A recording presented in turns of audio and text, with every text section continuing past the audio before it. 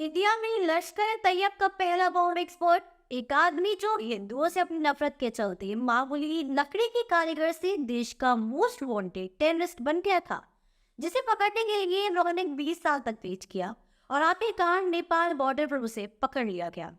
वो था 1990 के दशक में नॉर्थ इंडिया को धमाकों से दहला देने वाला सैयद अब्दुल करीम उर्फ टुंडा।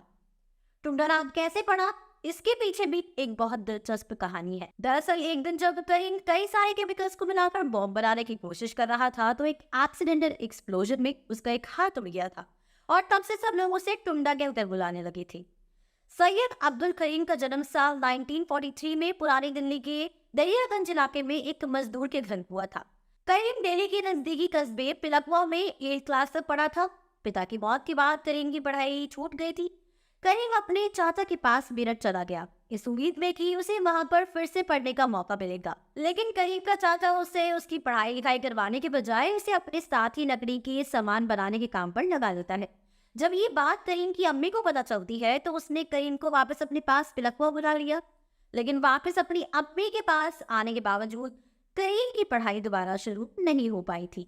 इसके बाद करीम ने अपने और अपनी अम्मी के लिए कभी लकड़ी के कारीगर, कभी वेटर तो कभी वेंडिंग मशीन के कारीगर का काम किया।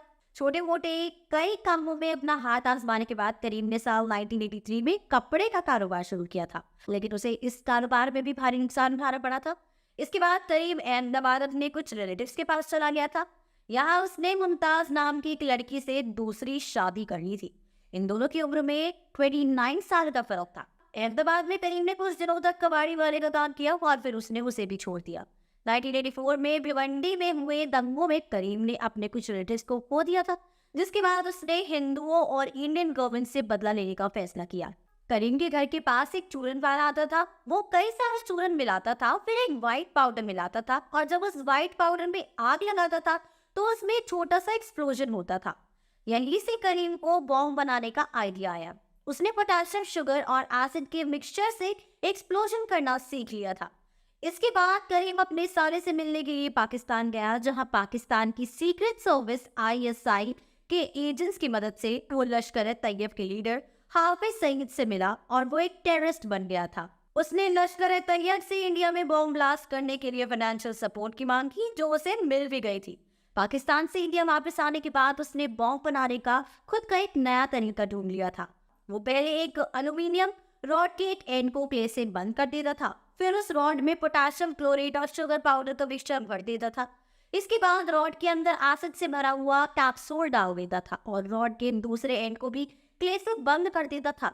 जैसे ही कैप्सूल से एसिड निकलकर केमिकल मिक्सचर के कांटेक्ट में आया करता था, वैसे ही एक जोरदार ब्लास्ट होता था। इसी तरीके से करीम ने मुंबई, दिल्ली और हैदराबाद के साथ साथ टोटल 43 बॉम्ब ब्लास्ट किए थे। करीब के किए हुए ब्लास्ट लो इंटेंसिटी के होते थे। इनका मकसद लोगों को मारने से ज्यादा अपनी दहशत बनाना था। 1992 में बाबरी मस्जिद ढाए जाने से गुस्सा होकर करीम ने साल 1993 में राजधानी एक्सप्रेस में बॉम्ब ब्लास्ट भी किया था, जिसके बाद वो कोलकाता भाग गया। कोलकाता में उसने उसकी तीसरी शादी की और कुछ महीने बाद वो कोलकाता से बांग्लादेश भाग गया। वहां पर उसने फेक पासपोर्ट हासिल किया और साल 1995 में सऊदी अरब भाग गया था। सऊदी अरब में वो लश्कर तैयब के टेररिस्ट से मिला, जिनकी मदद से उसने इंडिया में रह रही अपनी फैमिली को पाकिस्तान शिफ्ट करवा दिया था। साल 2013 में करीम ने एक बार फिर इंडिया आने का प्लान बनाया। वो सबसे पहले सऊदी अरब गया और वहां से नेपाल। उसका प्लान था कि वो इलीगली नेपाल बॉर्डर क्रॉस करके इंडिया में एंटर होगा, लेकिन उससे पहले ही रॉ और दिल्ली पुलिस की स्पेशल टीम ने उसे नेपाल बॉर्डर पर पकड़ लिया था और इसी के साथ करीम और टुंडा की दहशत का किस्सा यहीं पर खत्म हो गया था। तो दोस्तों, ये थी हमारी आज की कहानी। अब इसी के साथ मैं अनुष्का त्यागी लेती हूँ आपसे इजाजत। बने रहिए और देखते रहिए बॉलीग्राफ स्टूडियोज को। हमारे आज के राइटर हैं यश।